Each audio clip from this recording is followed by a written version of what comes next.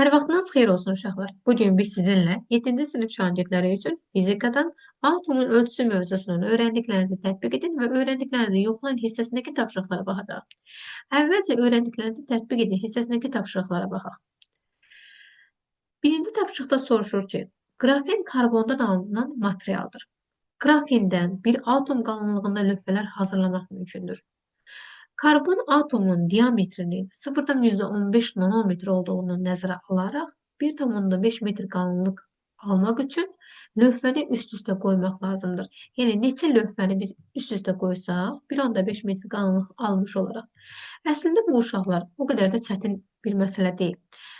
İndi şəkil üzrə təsvir edəcəm və o zaman görəcəksiniz ki, məsələ o qədər də qəliz deyil. Baxın uşaqlar, bizə deyir ki, bir atomun qalınlığı, yəni bir atomun diametri biz bilirik də, çevrənin bir tərəfindən digər tərəfini birləşdirən nöqtədir, orta hissəsində. Diametri bərabərdir 0,15 nanometr.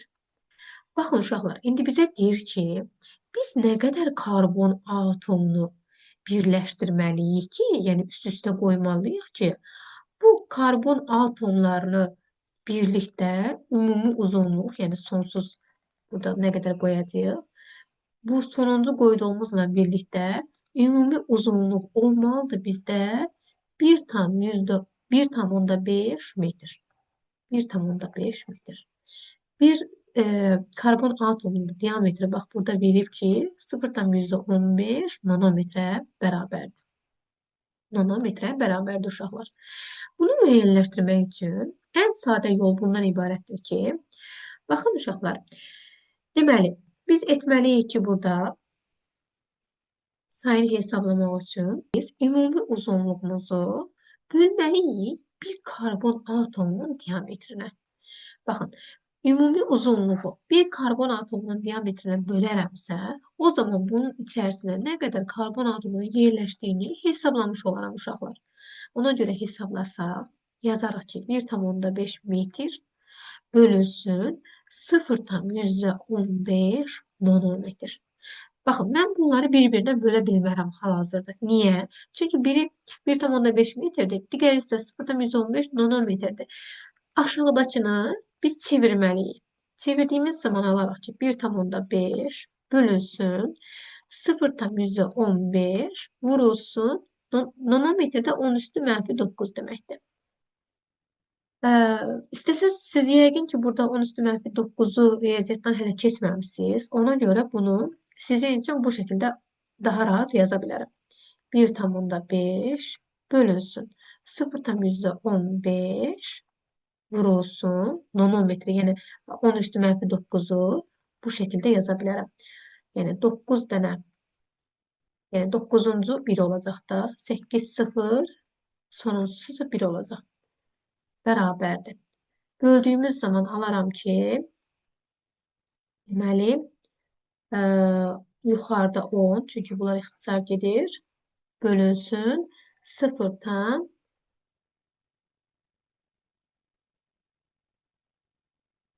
və 1. Və bölən zaman son rəqəmimizi alarıq ki, 10 milyard 10 və yanında 0. Demək ki, biz 10 milyard karbon atomunu buraya yerləşdirməliyik ki, ümumi uzunluğumuz 1,5 metr olsun. Diqqət edin, mən indi burada hələ ki, bir karbon atomumuzun diametri 0,15 nanometrdir.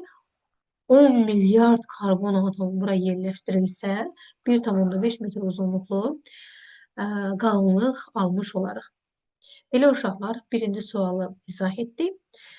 Daha sonra keçək ikinci suala. İkinci sualda bizdən soruşur ki, atomun diametri nüvəsinin diametrindən 100 min dəfə böyükdür.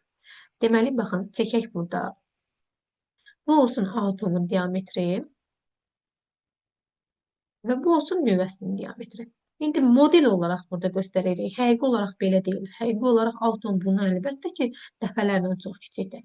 İndi bizə deyir ki, atomun diametri nüvəsinin diametrindən 100 min dəfə böyükdür. Ona görə yazaram ki, D atomun diametri bərabərdir 100.000 D nüvənə.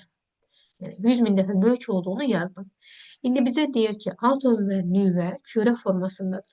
Kürənin də həcminin V bərabərdir. Pi bölünsün 6 düsturu D-nin kubu. Düsturu ilə hesablandığını bilərək atomun həcmi nüvənin həcmindən neçə bət çox olduğunu hesablamalıyıq. Bunu hesablamaq üçün uşaqlar, əvvəlcə biz baxın, bizdən neyi soruşur? Atomun həcmi nüvənin həcmindən neçə dəfə böyükdür? Ona görə bir dəfə yazmalıyıq atomun həcmi üçün. Yazarıq o zaman V atom bərabərdir. Pi bölünsün 6. D-nin yerinə əlbəttə ki, atomun diametrini yazacağım. O bu. İndi V nüvə üçün yazıram. Bərabərdir. Pi bölünsün 6. D nüvənin kubuna. Bax, bu sistem tənliyini yazdım. Daha sonra bu tənlikləri bir-birinə böləcəm. Bir-birinə böldüyümüz zaman necə yazaram indi? Aşağıdan yazıram. V atom bölünsün V nüvə. Bərabərdir. Əlbəttə ki, burada bir-birinə böləndə pi bölünsün 6 ilə digər pi bölünsün 6 ixtisar gedəcək uşaqlar. Ona görə burada qalacaq. D atomun kubu bölünsün D nüvənin kubuna. İndi bax, burada D atomun kubu bərabərdir 100.000 D nüvə deyildi. Gətirib onu qoyacam, bax, harda? Bu düsturda yerinə. O zaman alaram ki, kəsr xətti çəkirəm yenə də. 100.000 D nüvənin kubu, mötərəzi içində bunu yazarım. Kubu bölünsün D nüvənin kubuna. Bərabərdir. Bunu açanda əlbəttə ki, 100.000-in kubu vurulsun D nüvənin kubu bölünsün D nüvənin kubuna. D nüvələr yerində ixtisar getdi. Yerdə qaldı nə? Bərabərdir. Bir-birinə vurduğumuz zaman çox böyük bir rəqəm alınır, amma biz əslində bunu 10 üstülərlə göstərə bilərik. Amma siz hələ də riyaziyyatdan keçməmişsiniz onları. Ona görə belə böyük bir rəqəmlərlə göstərilir uşaqlar. Yəni 15 sıfır alınacaq. Çünki 5 sıfırdır. 3-ə kuba yüksəltdiyimizə görə 15 sıfır əmələ gələcək burada. 9 sıfır yazdım. Bu oldu 12 sıfır. Bu da oldu 15 sıfır. Bax, yenə də izah edim. 15 sıfır hardan gəldi? Diqqət edin, burada 1, 2, 3, 4, 5 sıfır da düzdür. 5 sıfırı kuba yüksəldəndə 15 sıfır olmalıdır da. Buna görə 15 sıfır yazdıq burada. Bu şəkildə ifadə etmiş oldu. İndi öyrəndiklərinizi tətbiq edin yazdığımıza görə keçək sizinlə öyrəndiklərinizi yoxlayın hissəsinə. Öyrəndiklərinizi yoxlayın hissəsində uşaqlar. Görək bizdən nə soruşur? Uşaqlar, biz bilirik ki, atomun ölçüsü dedikdə nüvədən ən uzaqdakı elektronun orbitinin diametrinin uzunluğu nəzərdə tutulur. Və atomun ölçüsü bu şəkildə müəyyənləşdirilir. Necə oldu? Nüvədən ən uzaqdakı elektronun orbitinin diametrinin uzunluğu. İkincisi, qırmızı qan hüceyrəsinin diametri hidrogen atomunun diametrindən neçə dəfə böyükdür? Yenə də biz burada özümüzə ağ səhifə açaq və məsələni həll edək. Baxın uşaqlar, deyir ki, qırmızı qan hüceyrəsinin diametri hidrogen atomunun diametrindən neçə dəfə böyükdür? Biz bilirik ki, qırmızı qan hüceyrəsinin diametri D bərabərdir. Buraya yazaq qırmızı qan hüceyrəsi bərabərdir 7 mikrometrdir. Düzdür? Atomun diametri isə D atom yazaq bura 0,1 nanometrdir. İndi bizdən soruşur ki, qırmızı qan hüceyrəsinin diametri atomun diametrindən neçə dəfə böyükdür? Neçə dəfə böyük olduğunu dediyinə görə, əlbəttə ki, biz bunları bir-birinə bölərik. O zaman yazaram ki, D qırmızı qan hüceyrəsi bölünsün D atom bərabərdir. Bunu 10 üstülər kimi göstərsən, 7 vurulsun, mikrometr bilirik ki, 10 üstü mənfi 6 deməkdir. 0,1 vurulsun, nanometr də 10 üstü mənfi 9 deməkdir. bərabərdir. Bunlara görə ixtisar etsək, 10 üstü mənfi 6-dan 10 üstü mənfi 9 gedir. Burada qalır 10 üstü mənfi 3.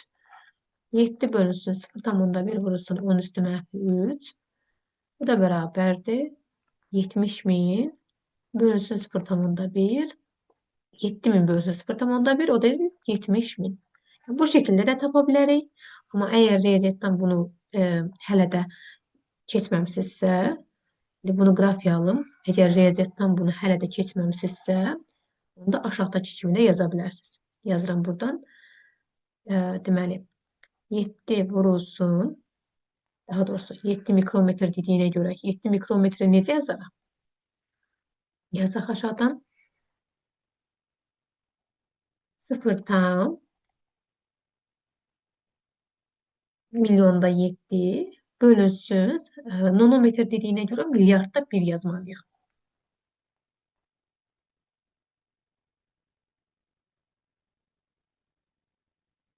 Və 1, 0 və 1. 9 sıfır olmalıdır da. Baxaq, 1, 2, 3, 4, 5, 6, 7, 8, 9. Bu axırıncı sıfır artıqdır. 9-uncusu 1 olmalıdır. Və bunu yazdıq. Bölməliyik. Böldüyümüz zaman da alarıq ki, cavab 70.000'dir. Amma mənə elə gəlir ki, sizə də ən rahatı bu şəkildə yazmaqdansa, yuxarıda 10 üstlərlə ifadə etmək rahat olar. Yəni, bu şəkildə yazmaq, ifadə etmək sizə daha rahat olmalıdır. Nəinki bu şəkildə daha kiçik hissələrə bölüb yazmaq. Və üçüncü suala baxaq. Üçüncü sualda deyir ki, rezervat atomunun böyük hissəsinin boşluq olduğu nəticəsinə necə gəlmişdir? Biz bilirik ki, yəni təcrübədən mövzu izahında agahıq ki, alfa zərrətlərin əksəriyyəti yollarını, yəni istiqamətini dəyişməmişdir. İstiqamətinin dəyişməməsinə səbəb nədir? Yəni o nüvə ilə, çox az hissəsi nüvə ilə toqquşub, qalan hissələri heç bir qarşısında zərrəcik çıxmadığına görə toqquşmayıb.